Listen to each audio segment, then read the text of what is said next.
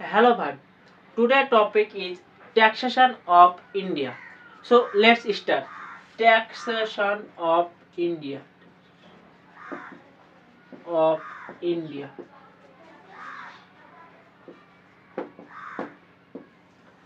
Taxation of India. So what is tax? Suppose मैं एक teacher हूँ, सो मैं कुछ हम स्टूडेंट को पढ़ाता हूँ, इसी बदले में मुझे पैसा मिलता है। सो इसी तरह गवर्नमेंट का रेवेन्यू है tax. So revenue of government is tax. So taxation मतलब source of revenue, source of revenue. So government का टैक्सेशन सोर्स ऑफ रेवेन्यू।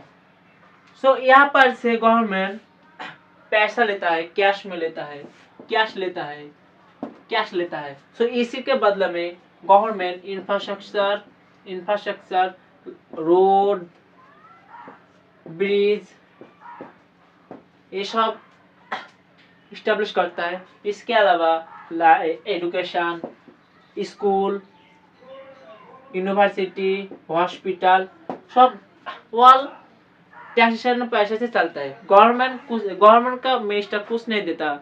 सो सब टैक्सेस हमारा का टैक्स ही चलता है। सो कैश इंफ्रास्ट्रक्चर मिलता है। सो गवर्नमेंट का एक्सपेंडिचर इस टैक्स से होता है। सो गवर्नमेंट जितना एक्सपेंडिचर करता है सब टैक्स से, इतना सब टैक्स से होता है। गवर्नमेंट एक्सपेंडिचर टैक्स पेयर का मानी से होता है। नेक्स्ट, इसके अलावा टैक्सेशन एक फायदा है। टैक्सेशन मतलब इन्फ्लेशन कंट्रोल कर सकते हैं। सो आप इन्फ्लेशन कंट्रोल कर सकते हैं टैक्सेशन में। सो आप कंट्रोल इन्फ्लेशन,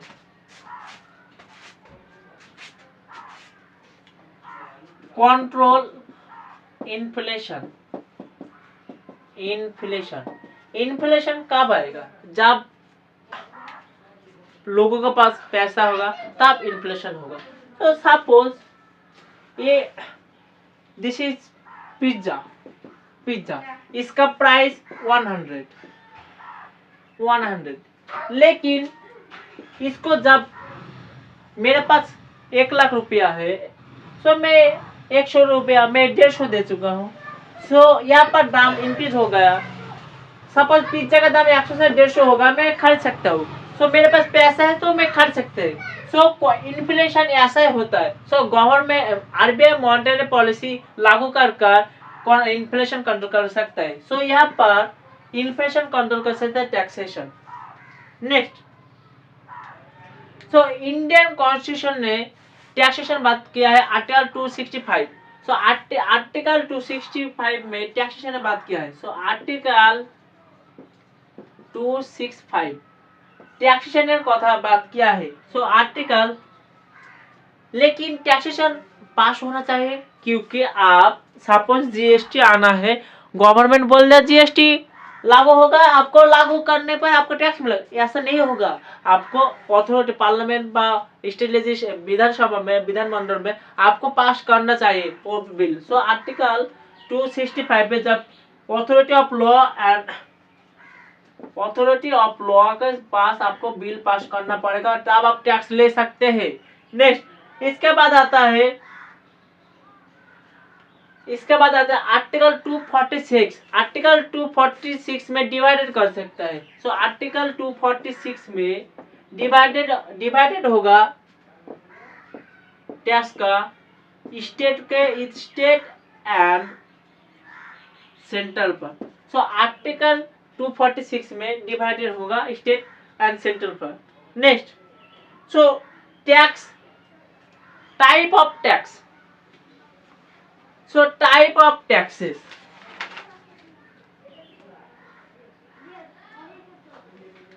पहले आपको समझना पड़ेगा classification of taxation. So classification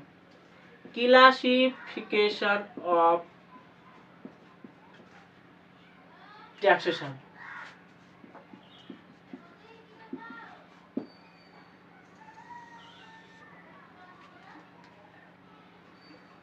इसकी डायरेक्ट टैक्स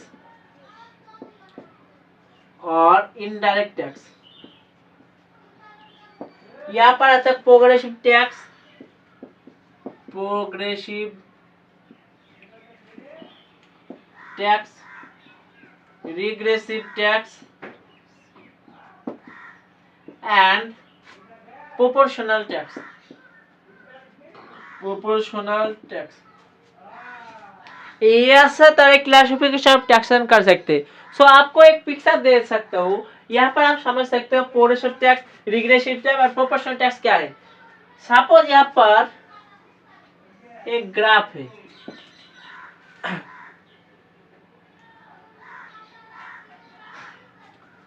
सो यहाँ पर एक ग्राफ है,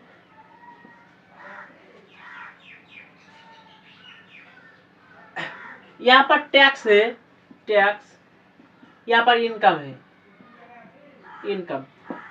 सो प्रोग्रेसिव टैक्स होगा, यहाँ पर से सीधा जाएगा। So progressive tax, progressive tax.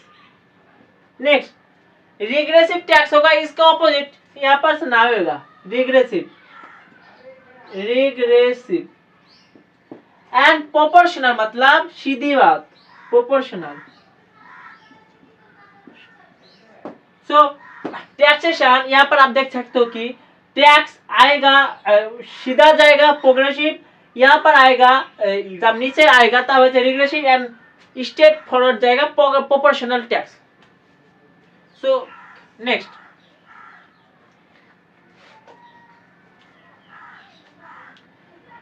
सो इसके बाद आता है direct tax and indirect tax. Direct tax और indirect tax, indirect tax. So direct tax और इनडायरेक्ट टैक्स क्या है? डायरेक्ट टैक्स इंडिविजुअल पर ऊपर लगता है, इंडिविजुअल। मेरे पास मेरे इंडिविजुअल, इंडिविजुअल सपोज मैं महीने का 15 लाख कमाता हूँ, वहां पर से टैक्स लगेगा मेरे ऊपर, मेरा से, तो उसको कहते हैं डायरेक्ट टैक्स।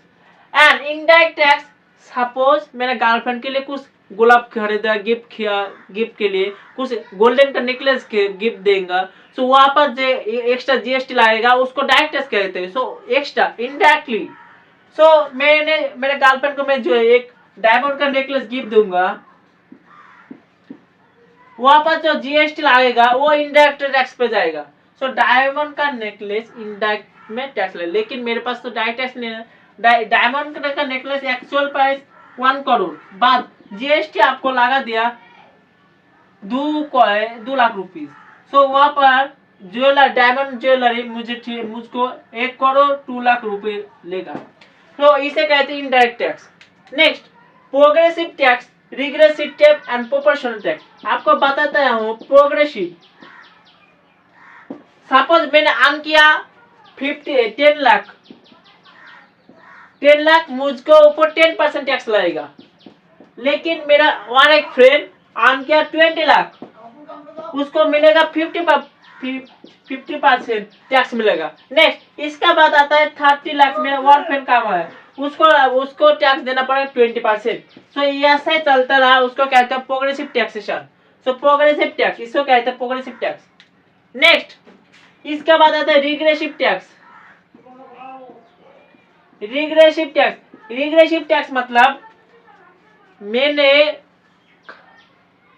मेरे पास है 1000 रुपया, 1000 रुपया, और मेरे फ्रेंड के पास है 100 रुपया। सो एक गोलाप दूंगा प्रपोज करने के लिए। सो एक गोलाप, यहाँ पर गोलाप था, उसको गोलाप था, एक गोलाप के लिए टैक्स के लिए 50% टैक्स देना पड़ेगा। सो यहाँ पर हमको 50% 100 का 15 रुपया मिलेगा, लेकिन यहाँ पर 15 नहीं 1.5 रुपया मिलेगा। सो यहाँ पर हमको 15 रुपया मिल रहा है, यहाँ पर 1.5 रुपया मिल रहा है। सो इसे कहते इट इज नॉट जस्टेबल, नॉट आर इक्वल। सो इसे कहते हैं रिग्रेसिव टैक्स। सो मेरा बजट को, मेरे फ्रेंड का बजट कम है, उसको ज्यादा टैक्स, सेम टैक्स दोनों का आ गया है, इसीलिए इसको कहते हैं रिग्रेसिव टैक्स। नेक्स्ट इसके बाद आता है proportional tax. Proportional tax, proportional tax मतलब सीधी 1 kilo, suppose 1 kg Apple 1 KG gold लेंगे, सॉरी 1 केजी गोल्ड लेगा, उसको उसको टैक्स देना पड़ा 30%। 1 केजी आलू लेगा, उसको ना डायमंड लेगा, उसको भी टैक्स होगा 30%। फ्लैट रहेगा, जो टैक्स 10 फ्लैट, सो फ्लैट रहेगा, सो 10% 30% फ्लैट रहेगा, इसको कहते हैं प्रोपोर्शनल टैक्स। इसका बाद आता है सेज। सेज सेज है टैक्स पर tax, tax on tax, tax का ऊपर आपको टैक्स लेना, उसको सेज कहते हैं। इसके अलावा चार्ज भी टैक्स के ऊपर काटता है। चार्ज टैक्स देना पड़ेगा, चार्ज देना पड़ता है, तो चार्ज सेंटर ले सकते हैं। यहाँ पर डिविडेंड नहीं होगा चार्ज पर। सो टैक्सेशन ऑफ इंडिया यहाँ पर खत्म।